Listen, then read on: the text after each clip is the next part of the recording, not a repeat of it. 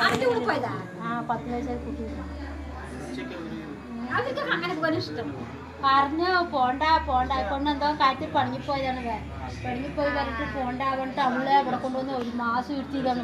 അഞ്ചു ചേച്ചീൻ്റെ പേരക്കുട്ടി വലുതായി പറഞ്ഞിട്ട് അവിടെ വന്നിട്ട് ഒരാഴ്ച 1 മാസമൊക്കെ ഇരുത്തിച്ച് അവളെ മാറ്റിട്ട് അയച്ചു കൊടുക്കണം.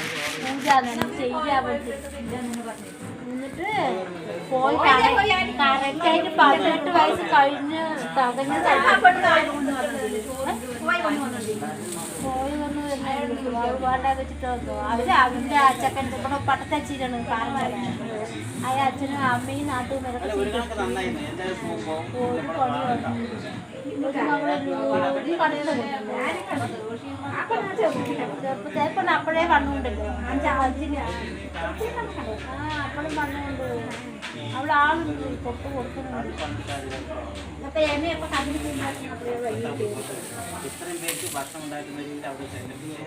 പോയിട്ട് 1 മാസം 1 മാസം